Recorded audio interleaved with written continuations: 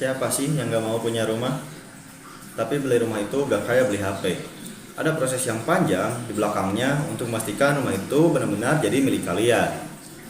Salah selangkah aja bisa fatal akibatnya. Di video ini, saya akan jadi tour guide kalian melewati 5 tahap krusial dalam jual beli properti. Tahap pertama, investigasi.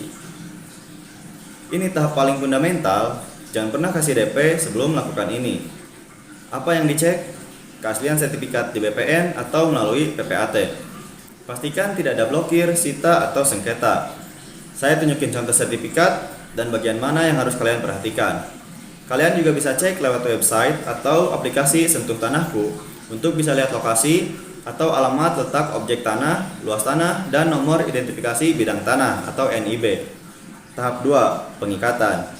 Setelah sertifikat dipastikan aman dan harga deal, tentukan dulu apakah mau langsung dibayar lunas. Jika iya, buatlah kwitansi sebagai bukti bahwa benar telah ada transaksi. Atau jika ingin dibuat 2 tahap, jangan langsung transfer lunas. Ikat dulu dengan PPJB atau perjanjian pengikatan jual beli. Kenapa ini penting? Untuk mengatur soal DP, kapan pelunasan, dan apa konsekuensinya jika ada pembatalan atau kelalaian. PPJB ini bisa dibuat di bawah tangan atau oleh sendiri, tapi akan lebih aman dan fair buat penjual dan pembeli jika PPJB dibuat di depan notaris. Tahap 3, eksekusi. Inilah puncaknya, momen di mana jual beli yang menjadi dasar peralihan hak secara hukum. Siapa saja yang harus hadir? Tentunya penjual dan pembeli. Setelah itu harus ada 2 saksi dan PPAT. Tapi dalam proses penandatanganan, penjual dan pembeli harus menandatangani AJB terlebih dahulu. Lalu setelah itu memenuhi kewajiban di tahap keempat dengan AJB yang hanya ditandatangan penjual dan pembeli. Bukannya harus memenuhi kewajiban dulu baru tanda tangan AJB. Memang idealnya dan secara aturan seperti itu. Tapi dalam praktek lapangan, hal di atas diberlakukan sebagai penanda bahwa penjual dan pembeli benar-benar serius dalam transaksi.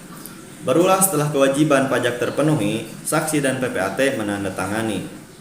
Tahap 4, kewajiban. Seperti yang dibahas di tahap 3 tadi, sebelum tanda tangan AJB oleh PPAT, negara minta jatahnya dulu, yaitu pembeli harus bayar pajak bernama BPHTB dan penjual harus membayar pajak bernama PPH. Gimana cara ngitungnya? Saya kasih rumus dan contoh sederhana. Rumus untuk BPHTB yaitu harga transaksi dikurang nilai perolehan objek pajak tidak kena pajak atau NPOP-TKP. Untuk jual beli, hibah, dan APHB itu pengurangan 80 juta. Untuk waris itu 300 juta. Setelah itu dikali 5%. Sekarang contoh, Budi membeli rumah seharga 100 juta.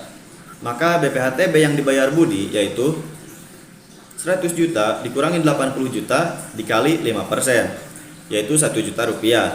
Tapi jika ternyata BPHTB Budi itu progresif, maka BPHTB yang dibayar Budi adalah 100 juta langsung dikali 5% tanpa pengurangan.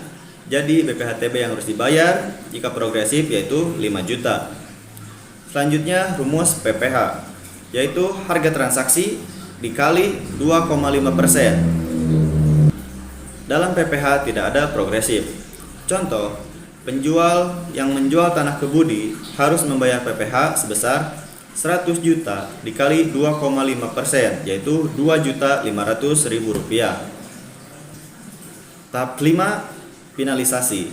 Setelah kewajiban pajak sudah dibayar semua dan AJB sudah ditandatangan oleh PPAT, selanjutnya adalah balik nama sertifikat tanah. PPAT akan mendaftarkan AJB ke BPN untuk proses balik nama sertifikat. Dan setelah proses balik nama selesai dan sertifikat sudah terbit dengan nama kalian, barulah kalian menjadi pemilik yang sah secara hukum dari rumah tersebut.